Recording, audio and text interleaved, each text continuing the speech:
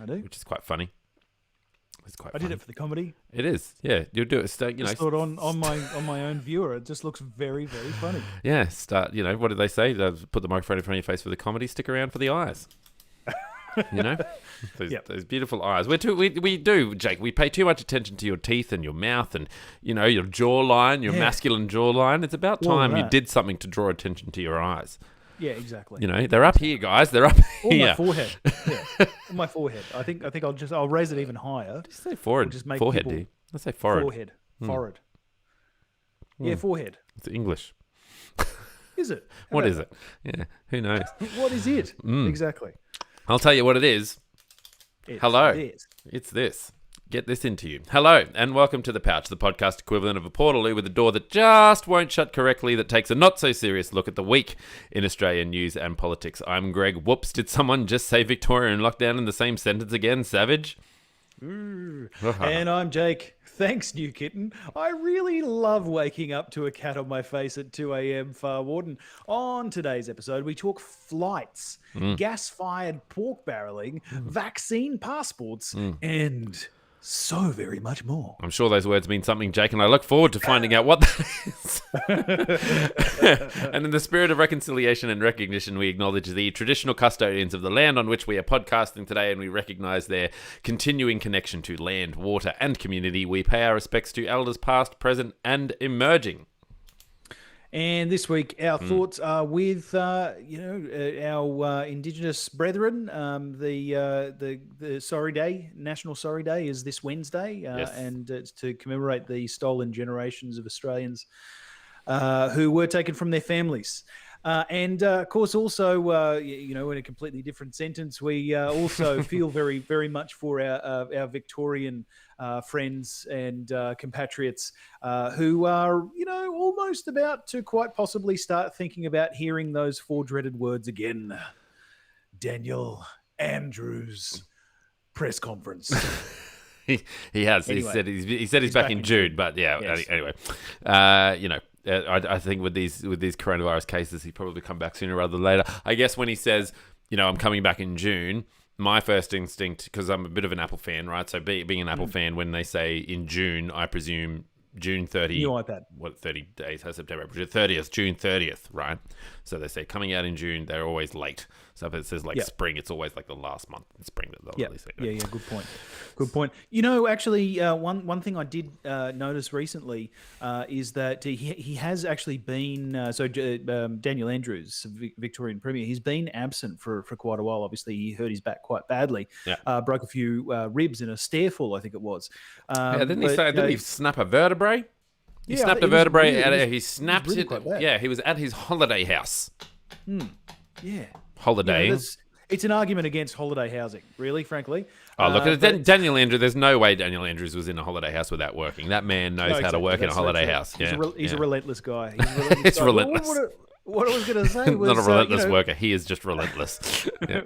Well, we have this correlation here in that we've heard that Daniel Andrews is coming back, but we also have the coincidence, the coordinated incidents, if you like, not that is the origin of that word, but the coincidence of a blood red supermoon. So Superman. I'm just thinking, blood red supermoon, a blood red supermoon. I'm just thinking of the two correlated. Is the sign of the blood red supermoon, is that actually a harbinger of Daniel Andrews? Oh, definitely, without a doubt. Look, this is a sign of the times, Jake. In that, there is 9 cases in Victoria at the moment. So, I don't think it is any coincidence that this blood red moon is appearing tomorrow. What with the millions and millions of cases that they've had around the world, and we've got 9. Surely it's focused on us. Yes, exactly. In the same way that the arrangement of various distant stars, various suns out in the great and distant galaxy, or galaxies plural, in fact, out in the wide universe, in the way that those accumulation of stars and their positions relative to Earth definitely dictate the numbers that you should put on the lottery. Absolutely. And that's no coincidence in itself, Jake, because my horoscope certainly said I was going to listen to some bull crap today. So there we go. As right as they were. Greg, that's right. It's already started. Okay, so just to recap, Victoria's COVID outbreak has risen to 9, with 4 more infections confirmed on Tuesday afternoon. The 4 new infections are in addition to a man in his 60s who returned a positive result on Tuesday morning, and the 4 reported on Monday. Authorities believe the 5th case was the source of infection for the previous 4. You do the maths. Meaning their outbreak investigation has moved further, quote, upstream. Unquote. Upstream. Yep. And is closer to the blood red moon than ever. So there you go. So they're finding that missing link in the wallet case. This is I'm just reading from the New Daily here, and so interesting. 9 cases. It's we're nearly into that double-digit territory, Jake. So I think there's a few new restrictions. I think you're not allowed to sword fight in public. No, that's right. Wearing a hat. Yes, exactly. Yes, or feather fight whilst wearing a sword. So I mean that's always fiercely frowned upon, but also during these circumstances, particularly in these unprecedented times. Okay, all right. So get your jab, people. Get your jab. Get that jab into you. Get the jabberoonie, guys. It's a theme in today's show, Jake. I was looking at the script earlier just for a change. Thought I might give it a crack, see how it goes. And it is a theme. It's the thread, if you will, of today's show is getting the jab. So get the jab. It's quite funny at the moment because my wife Rachel is 40. She's over 40. I'll say that for her. She's over 40 and I'm 39. So the current joke is that I'm too young to get the jab at the moment. she's old enough to register in New South Wales to get the jab because you're between 40 and 50 you can. Yeah, 40 and 50, yeah. So I'm too young to get the jab, whereas she can. That's the joke at the moment. Goes down a treat. It's a great joke for those who walk away without a stab wound. Now, thank you to one of our listeners, Annette Scarlett, who gave us the heads up about the blood red moon. So thank you for that information. Apparently, you can see it all over Australia.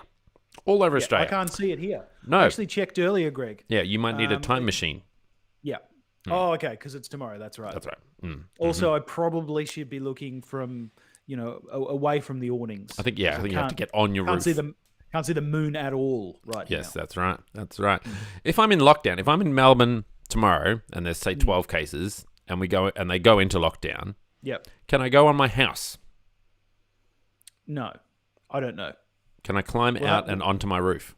It's a good question. Could I get arrested? It's unlikely because it'll be your domicile. Of course, that presumes that you are not living in a block of flats. Oh, geez, or in a duplex or similar. You're right. In which cases, you might be too close. Yeah. These philosophical questions and much less coming up. Your warm-up story, Jake. We do a couple of warm-ups before we get into the nitty-gritty, as it were. Yeah. Your warm-up story. Australia can't keep virus out. Herd liquor. Yeah, what a great name. It's actually... I've purposely brought this story up in front of friends and colleagues this week for the specific purpose of saying her name. The Virgin Australia Chief Executive, Jane Herdlicker. She's come out this week. She's been part of a press conference, part of a publicity tour for Virgin Australia. She's pushing for borders to reopen once vaccines are rolled out, saying that Australia needs to adopt the idea of COVID-19 infiltrating the community, even if, quote, some people may die. Yeah, I heard the quote, right? She said some people may die, but not as much as the flu. Yeah. Yeah, it's a bold strategy. It's a very bold strategy. And announcing that by going on Virgin, you may die. Most people prefer not to associate flight with death. It is, in fact, the origin of many people's anxieties. But yeah, look, bold strategy nonetheless. So yes, Ms. Herdlicker argued the community need to learn to live with the disease before June next year, the earliest that the federal budget is anticipating regular international travel restarting. Quote, we can't keep COVID-19 out forever. It's not in anybody's interest to do that. Quote, we're all going to be sicker than we ever have in the past because we're not exposed to the virus and challenges of the rest of the world. Quote, of course, fantastic to hear the musings of the well-known immunologist Jane Herdlicker there. But yes, quote, some people may die, but it will be way smaller than the flu, she estimated, apparently without facts. Quote, we're forgetting the fact that we used to learn, that we lived to learn with lots of diseases over the years, and we've got to learn to live with this, and sooner than June 22. Wow. There you Jane go. Herdlicker for Prime Minister. Now, it's interesting that she said it's in nobody's interests to do that. I would argue it's in the interests of the people who are going to die.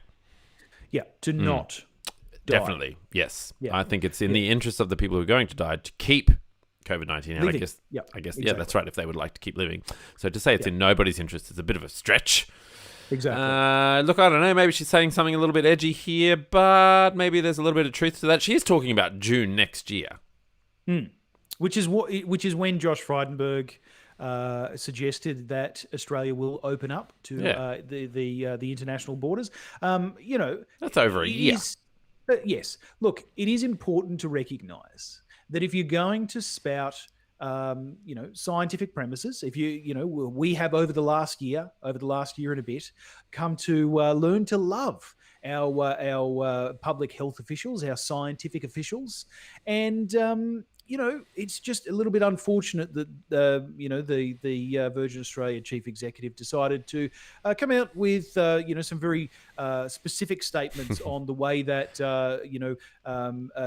we are going to be able to live with its mortality rate of COVID, etc., and various other specific things without any evidence to back her up. Yeah, fair enough too. I think without probably going into too much about how I feel about it, I suppose I think sometimes you got to look at what people are actually saying too, as opposed to what you think they're saying. But anyway, nice little warm up there, Jake.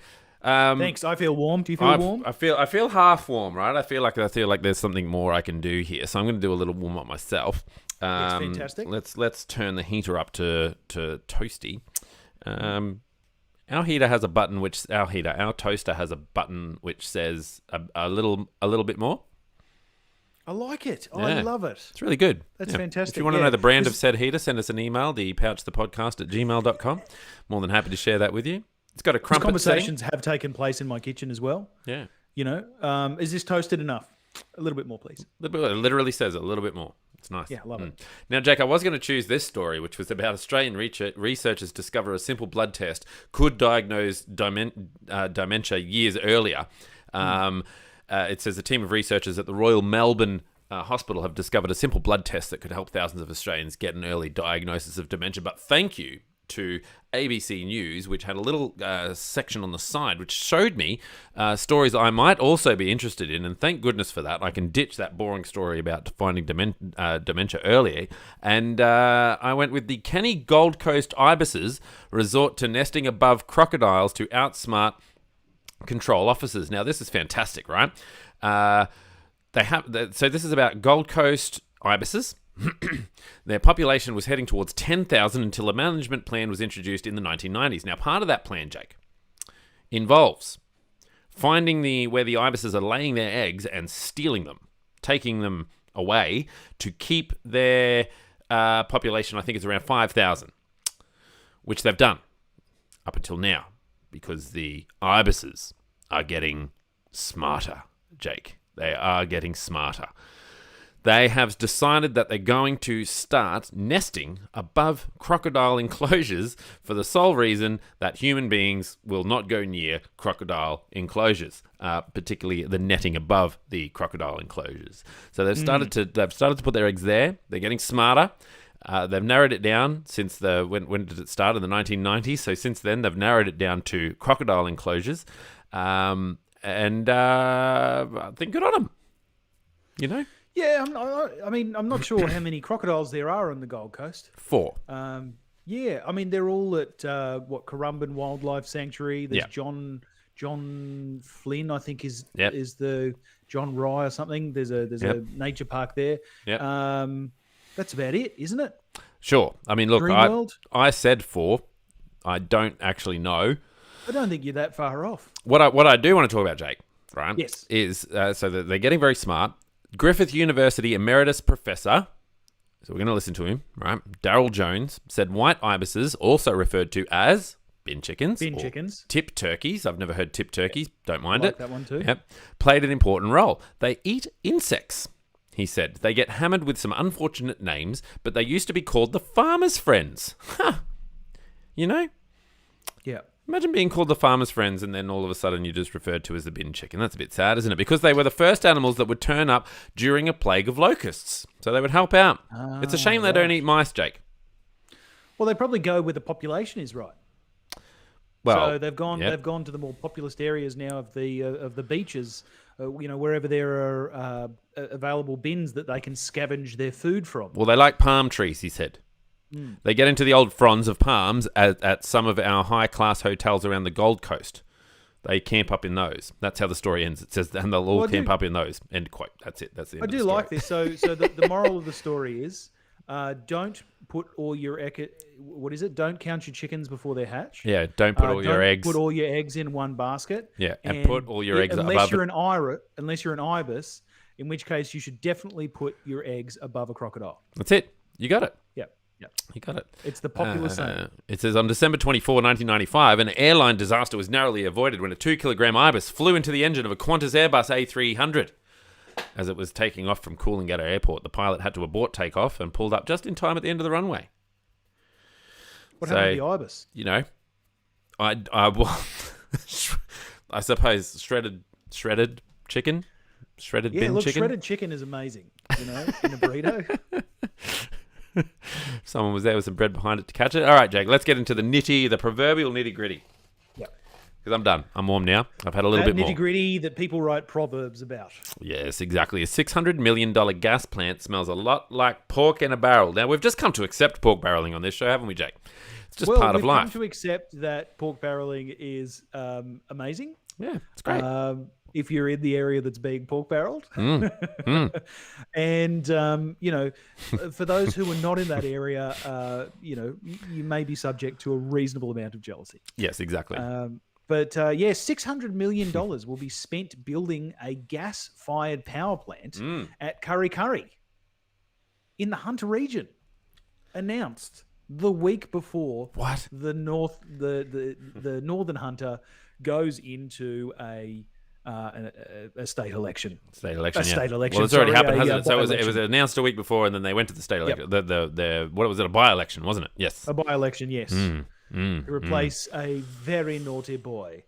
All right, what are the deets, Jake? Give us the deets. So, yes, the Morrison government has confirmed that it will spend up to $600 million building a new gas-fired power station at Kurri Kurri in the New South Wales Hunter Valley. The government says that the plant will keep energy affordable for people in New South Wales. The decision comes as the International Energy Agency says that no more fossil fuel projects should be approved. Now, the money to be built... the money to build the 660 megawatt, the 660 megawatts open cycle gas turbine has been allocated towards government-owned company Snowy Hydro Limited in this year's budget. So essentially, Snowy Hydro, the company that's building Snowy 2.0, they will be the ones to deliver that project, or at least they're the ones that have been allocated the money in the budget. Yes. Whether they actually carried out is another thing. But yes, Prime Minister Scott Morrison flagged the building last year during that whole gas-fired recovery speech, where he essentially said, we've figured out that the Liddell power plant, the Liddell coal-fired power plant, which is quite, extraordinarily well placed as a coal-fired power plant because there are a number of coal, thermal coal mines right around that power station. It made good sense to have the power plant right next to those coal mines.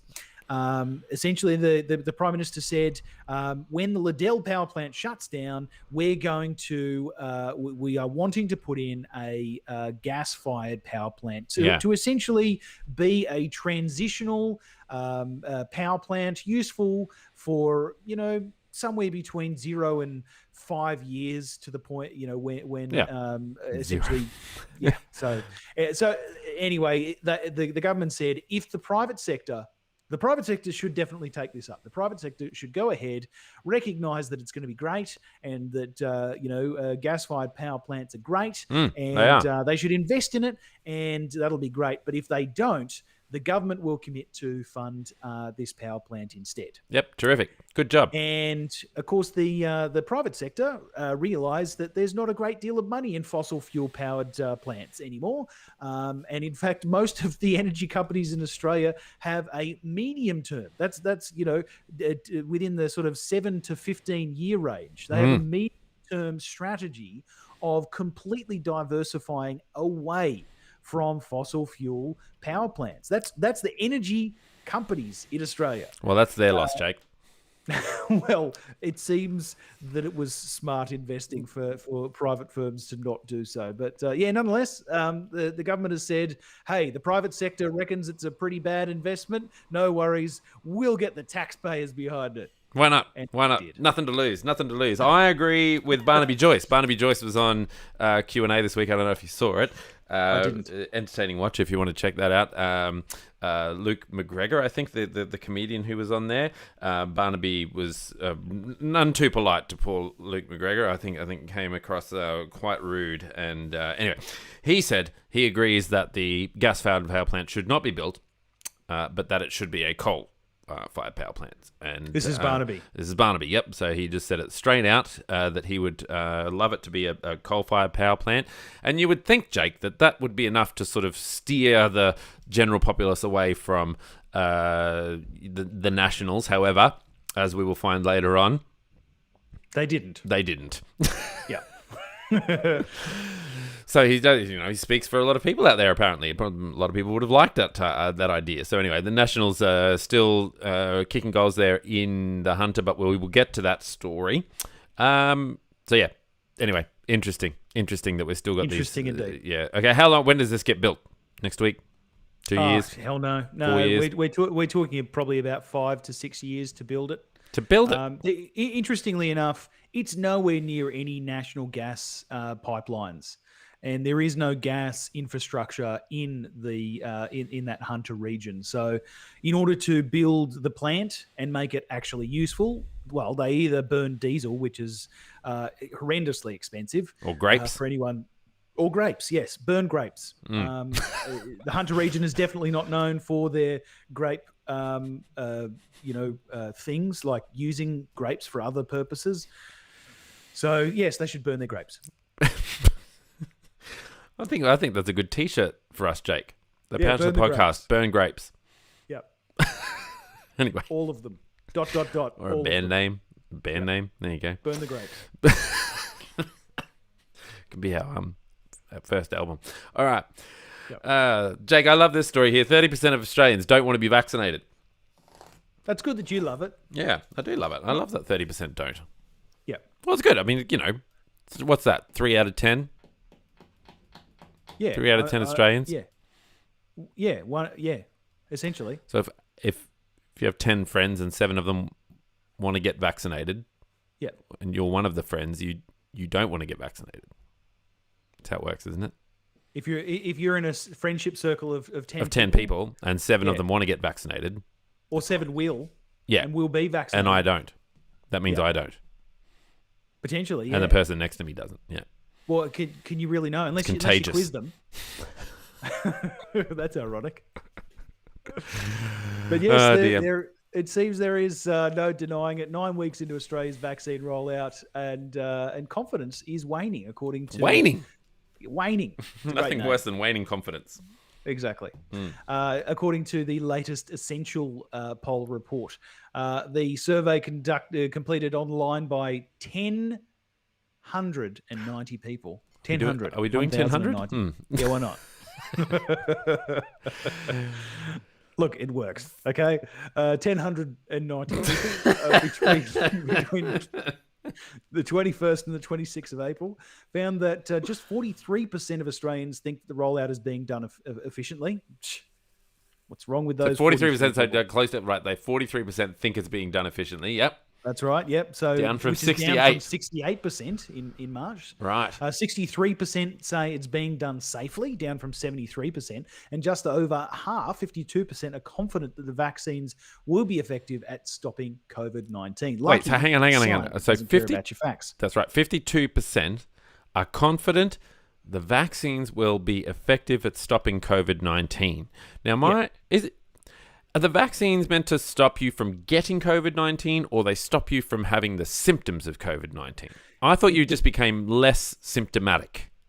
So it entirely depends. So once you are, so I should say that the science is a little bit out on this. So it's a little bit out. So well, hang on. But I'm just getting at the point that these 52% might not be as daft as what we initially sort of are getting at. I definitely don't think that they're daft at all. I suppose when the news tells us that yes, when you get both of the vaccines, regardless of whether you're AstraZeneca or Pfizer, when you get either of those vaccines, both of the doses, that you are significantly less likely to get COVID. But you are also less likely to get the more extreme symptoms if you catch one of the variants of COVID. Oh, I see. The ones Got that it. are hanging out overseas.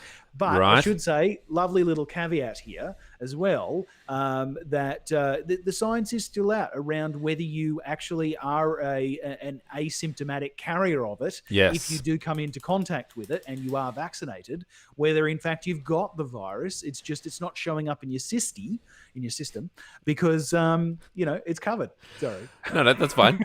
That's fine. I always find it funny when people come up with like short like nicknames that have the same amount of syllables as the actual word itself. Anyway.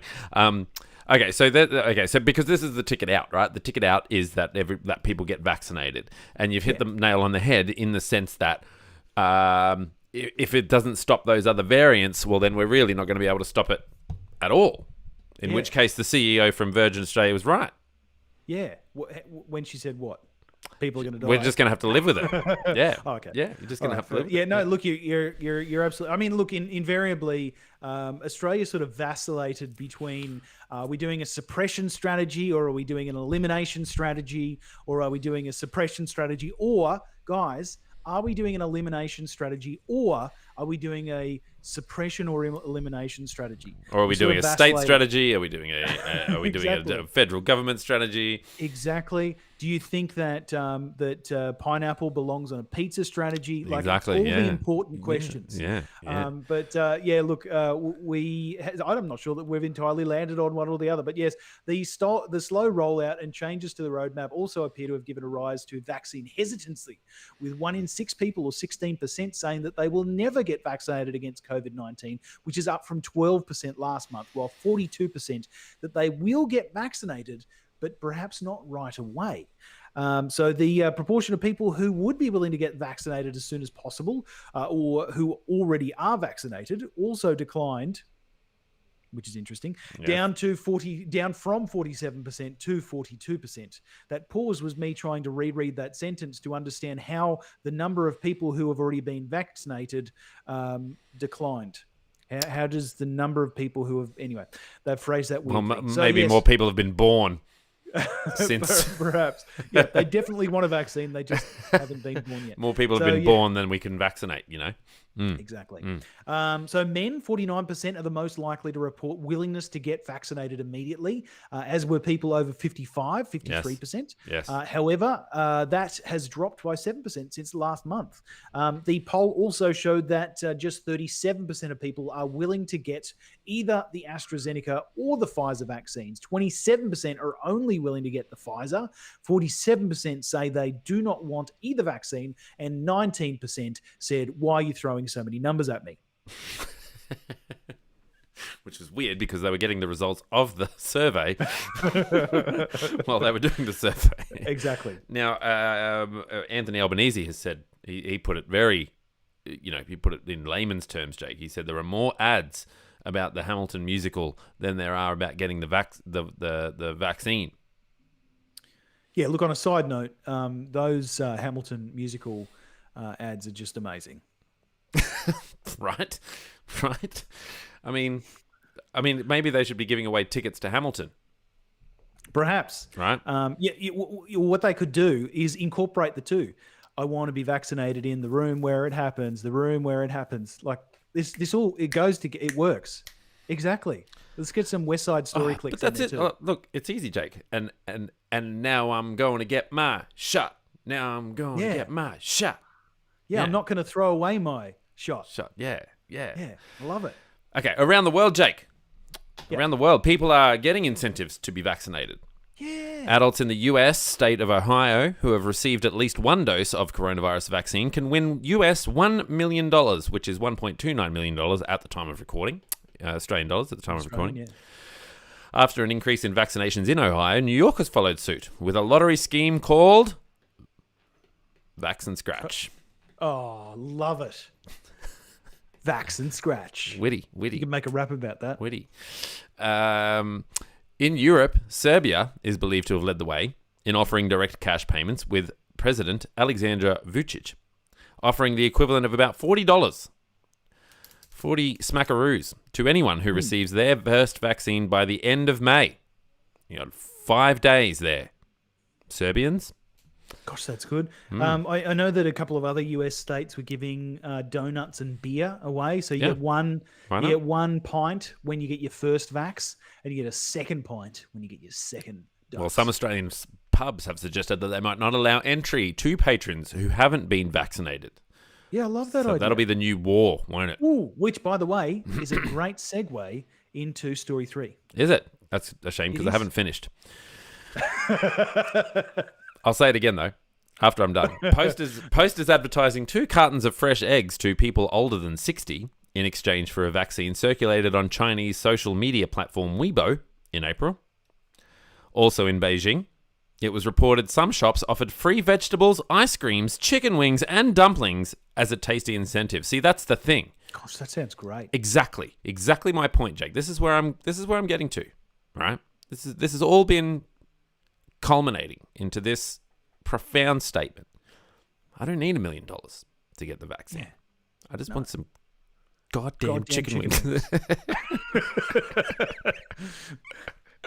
Right? I get the same rush of thinking about eating a bowl of chicken wings as I do about having 1.29 Australian dollars at the time of recording.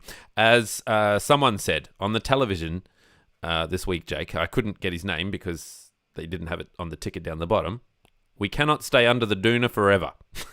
It definitely wasn't Mott Scorrison. Exactly. No, it's too articulate for him. Now, Jake, some Australian pubs have suggested they might not allow entry to patrons who haven't been vaccinated. Imagine that. That's amazing.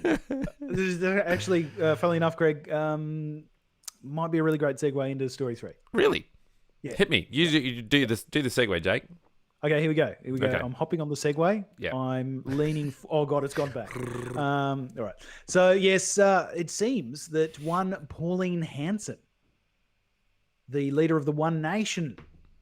Is it? One National. One Nation One Nation. Party. Yeah, you got it. Yes. Yeah. Stay up to date, Jake. Yep. Yes, the well-known constitutional lawyer, One Nation leader... Pauline Hanson has said that the proposed introduction of vaccine passports is unconstitutional. The premise of a vaccine passport is essentially it works much the same as a normal passport, except of course it's unconstitutional. Is it unconstitutional? No, it's well. Look, we'll get to the specifics in a second. Oh, good. Not that Pauline Hanson has ever been very great with specifics, but let alone saying the word specifics, but. The premise of a vaccine passport is essentially it allows you to pass through areas, when people ask, show us your passport so that you can get into this country or to this area or to whatever, into this hospital, for example, into this aged care facility, you're able to prove that you have been vaccinated. So, yes, Prime Minister Scott Morrison has mooted the possibility of implementing the scheme, which would allow fully vaccinated individuals to freely move between states, regardless of border closures because of their vaccination status. Yes. However, Ms. Hanson says that such a proposal, which again, I would stress in the previous sentence, I did state that Scott Morrison has mooted such a thing. But yes, Ms. Hanson says that such a proposal would result in the unfair treatment of some Australians over others. I quote, I think it's unconstitutional, and that's my opinion. Good. It's an opinion. Yeah. Quote, I think if you look at Section 79, That was my Paul and Hanson Sex in moment. the City. If you look at Sex in the City, I think if you look at Sex in the City, you see Mr. Big, you see Carrie Bradshaw, you're like, no, it should work better. got it. Right? They should have been married. Got it. I can't believe that they didn't. So, yes, quote, I think if you look at Section 92 and especially Section 117 of the Australian Constitution, it says one resident in one state should not be treated totally different to another of another state. And that's what it's actually doing. Right. I'm just going to read that sentence again because it was quite funny. It says one resident in one state should not be treated totally different. Right. Slight double negative there. Yes. To another resident of another state. Well, I'm in Section 92, Jake. Are you ready? On the ready for it. First verse. Okay. On the imposition of uniform duties of customs, trade, commerce, and intercourse among the states, whether by means of internal carriage or ocean navigation, shall be absolutely free. Yeah. That's 5.9. That's Section 92. There you go. Written Done. before we had territories. Yeah. But Section 117, take us to the chorus. Yep. Okay. Sure. No worries. I happened to Google 92 and it came up. Section 117 is the next Google search. Thank goodness. And here we go. You're la quack. You need to recognize that everyone should be treated equally. Damn. Bro. Son. A subject of the Queen, I don't even know if this is real. A subject of the Queen resident in any state shall not be subject in any other state to any disability or discrimination which would not be equally applicable to him if he were a subject of the Queen resident in such another state. Yeah, look, I'll read it backwards. It'll make more sense. State other such in resident Queen, the of a subject, were he. To applicable equally be, not would, which discrimination, or disability, any to state other, any in subject, be not shall, state any in resident Queen of the subject are. I think it makes more sense backwards. It definitely made some sense. I'll tell you this, though. I love the irony of a potentially anti-discrimination section of the Constitution being, a little bit sexist. All right. I don't know if I read that right. I'm going to go. A state shall not make or enforce any law. Here we go. Abridging. This is a real one. I don't know where I went with Google. A state shall not make or enforce any law abridging any privilege or immunity of citizens of other states of the Commonwealth, nor shall a state deny to any person within its jurisdiction the equal protection of the laws. Yeah. Again, before the this is exhausting.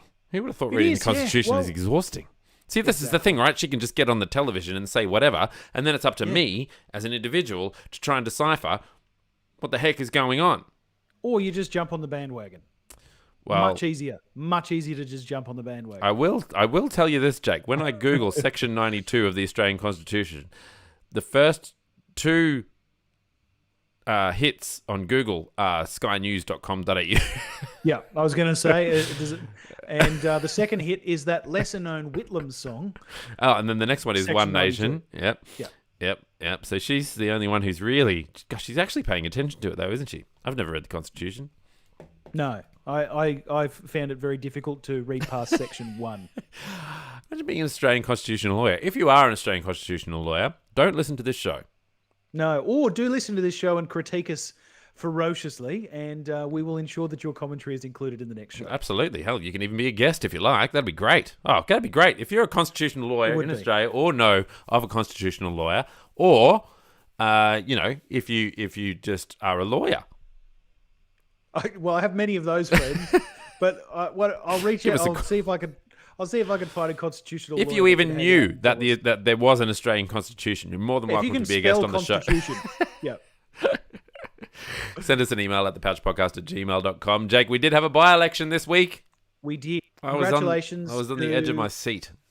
Were you? Yep. Yeah, whole time. You got to watch out for that. It was more of a. It was more of a tuffet. Oh yeah, very nice. You were sitting on the edge of a tuffet, eating my curds and whey. Love it. We're very much on the same wavelength tonight. Along came some John Barilaro with some pork barrel inside him. I love it. There was something in there. I missed it, but there was something in there. It's very good. But yes, congratulations to the New South Wales Hunter region for their for the Upper Hunter. For selecting essentially they went from a Nationals member and they've gone to a Nationals member. So well done. One thing Big it change. certainly did is it definitely showed that the COVID effect is still in full swing.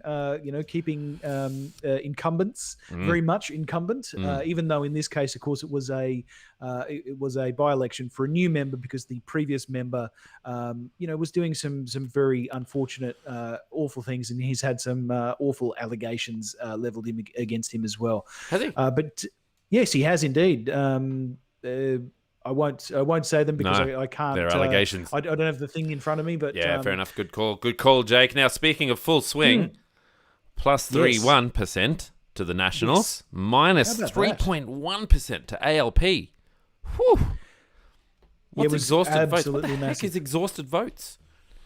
It's people who at the end of it, at the end of their voting, weren't able to get their democracy sausage, and as a consequence, felt that they'd been robbed. So they had to go to Coles to get some sausages, and they went home, went to put the sausages on the barbecue, and they realized that they were out of gas. So they had to go down to the petrol station to get replacement easy swap gas cylinder. So they went back home. Great service. And they swapped out the gas cylinder. They went to turn it on, realized that the bloody zapper that, electrocutes the thing and in order to start the combustion, it was out of batteries. So they had to go back down the shops. So anyway, they were exhausted by the end of it. And they buy the wrong batteries, Jake, because you always buy AA. You get home and, of course, AAA. Yeah. No one owns AAA batteries. No. Actually, that's all I have. I only have AAAs. Probably wouldn't surprise you. I'm staring at my box of AAA batteries now. Look, I'll show you. I can't reach it. It makes for bad television. Anyway, I do have a box of AAA batteries right there, ladies and gentlemen. If you also have a box of AAA batteries, you can email the podcast at gmail.com. I feel like these are getting a little bit more contrived as we go along tonight. All right, go. Tell us the deets. Yes. So New South Wales National Leader... John Barilaro. Nationals leader, I should say. Not national leader, but Nationals leader, John Barilaro. Barilaro laughs. He is a Barilaro laughs, isn't he? He's proclaimed that, quote, the Nationals are back and declared an all-out victory for Dave Lazell in the coal mining and rural seat of Upper Hunter. I should note that Barilaro said that he would quit as Labor leader, as Nationals leader, if the leader of the Nationals said he would quit as the Labor leader if he lost. No, he said he would quit the head of the party. Did he? If he did indeed. It was a very safe bet, and it is the sort of bet that one would make if they were going to. Barnaby Joyce campaigning up there for them as well. Exactly. Well, big wigs came out. Why wouldn't he? That's Joyce's local area anyway. For Labor, there'll be a bit of soul searching and pressure on opposition leader Jody McKay. In fact, I think there may have been news today that Jody McKay, in fact, was being asked to step aside by the. I don't know if that came to fruition, but I did hear that as well. Yeah, the state chair, it looks like it had been thinking about it. But speaking on Sunday afternoon, McKay said that she was, quote, devastated that the people did not vote for Labor and that the party was shocked that it had, quote, failed to connect with the voters of the Upper Hunter. All right, well... Of course, they only lost, I think it was only about 3 or 4 points. Yeah. So, it was quite interesting. But... congratulations to the Nationals. So some interesting notables. Pauline Hanson's party, helmed by New South Wales maverick former Labor leader Mark Latham, ran a spirited campaign in the Upper Hunter by-election, of course, as he is wont to do. At the end of Saturday night, the One Nation Party had won 13.8% of the primary vote, largely at the expense of other far-right or right-leaning parties, such as the Shooters, Fishers and Farmers Party, who won only 12.9% of the primary vote, down from 22%. How about that? Well, how about that? I did see, I'm pretty sure it was John Barilaro up the front there saying, we beat One Nation, we beat the Shooters and Fishers Party. And I thought, good on the Shooters and Fishers Party for being mentioned in that. Like, you've made it if you've been mentioned as the party to beat, right? Now, Jake, it's important to note that political scientist at the University of Newcastle, Professor Jim Joes, Jim Joes insists. Give us a call, Jim Joes. Insists that the by-election result needs to be seen in historical context. It's been a safe national seat for 90 years, he said. So the result on Saturday was not necessarily unexpected given the field of 13 candidates. The Nationals' primary vote went down again, so there's a declining trajectory for the Nationals. The Labor vote over the last 20 years has fluctuated. It's hovered around 30%, and last election in 2019, it had dropped to 28%. So picking up 21% of the vote was a little disappointing for Labor, but it's not an absolute disaster. So once you look at it, Jake, if you will, in the wider picture, in the bigger vista, and possibly include that blood red mood in your purview, if you will, which I did, then you can see that it's not an absolute disaster for Labor. So those of you who are weeping, in your pillows soul tonight, searching, in your Daniel Andrews cushions, you can rest assured. So the Shooters and Fishers Party will be very disappointed because their primary vote dropped down 12%, which interestingly seemed to translate across to One Nation, which brought up 12.5%. So there you go. Charismatic leaders. That's what it does. That's what it is. Is it? Yeah, Latham. Is he charismatic? Yeah. Look, to the people that like him, yeah. To me, he's definitely charismatic. He is a magnanimous individual, full of bile and vitriol. But nonetheless, he is definitely charismatic. He draws people to him. He also pushes people away, probably in equal numbers. But aggressively handshakes. Yes. Oh gosh, one of my favorite handshakes in all of history. Should do a top 5 handshake episode. Yes. But yes, he is certainly charismatic, and of course, the other charismatic leader in the mix there, Barilaro. He is charismatic. His hair, his look. Yeah. I just want to go and sit down and have a spaghetti with him. I'll make it. Well, he's quite a chef.